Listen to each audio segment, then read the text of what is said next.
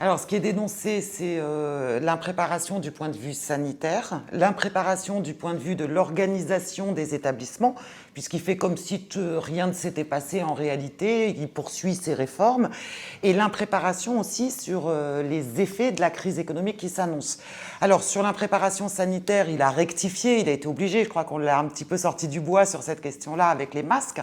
Il a rendu obligatoire le port du masque pour tous les personnels, notamment, mais persiste beaucoup de flou auxquels il n'a pas répondu, notamment sur les personnels à risque, sur les ateliers dans la voie professionnelle, sur toutes les zones de brassage. Il renvoie complètement au local avec les risques que ça va engendrer au niveau du local, des risques de tension quand il n'y a pas de consignes claires entre les hiérarchies et les personnels. Quand on lui a posé la question lors de la conférence de presse, comment comptez-vous rattraper le retard accumulé pour les élèves?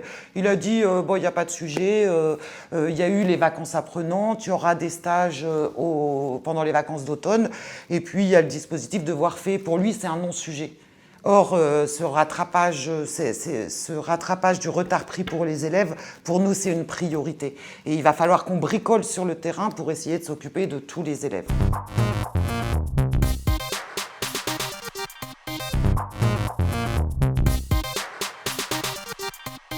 Alors lundi, on lui a proposé quelque chose de très pragmatique, c'est que tous les dispositifs pédagogiques qu'il a mis en place avec sa réforme soient abrogés et que le temps soit rendu aux élèves, ce qui permettrait à chaque élève d'avoir 5 heures d'enseignement disciplinaire par semaine en plus.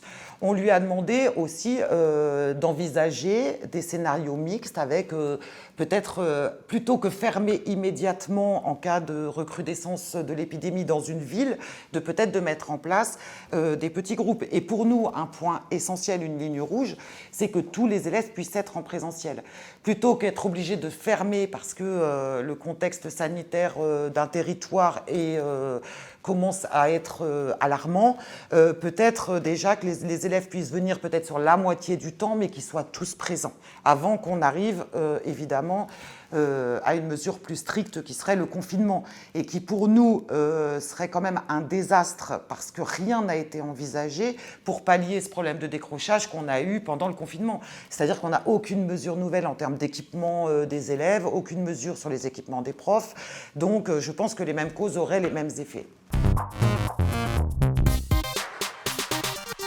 On a une priorité face à l'effondrement économique qui s'annonce, c'est de renforcer la voie professionnelle, parce que la voie professionnelle, elle permet l'accès à un diplôme qui est reconnu par des conventions collectives, donc de sécuriser les parcours professionnels à venir de nos jeunes.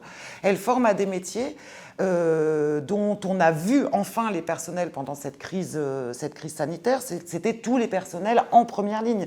Elle forme au métier de caissière, au métier de routier, au métier d'aide et de soins à la personne dans les hôpitaux mais aussi dans les EHPAD, au métier de couturière.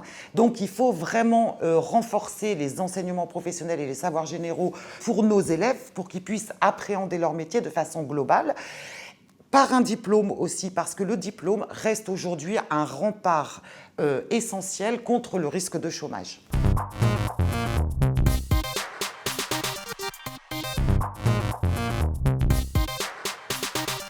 Alors le combat salarial, il est essentiel. Les enseignants sont engagés au quotidien, notamment dans les lycées professionnels, dans des situations difficiles. Ils participent à remotiver au quotidien plein d'élèves qui sont souvent éloignés des attendus scolaires. C'est une dépense d'énergie qui est énorme, et ils vont d'ailleurs souvent au-delà de leur mission. C'est reconnu, on est remercié pour ça, mais dans la réalité, non seulement il n'y a pas eu de revalorisation salariale depuis plus de 10 ans, mais en plus, il y a certains dispositifs, je pense notamment au système de pondération pour tous les collègues qui ont des classes à examen, qui ne sont toujours pas élargis au personnel de la voie professionnelle. C'est quand même une aberration.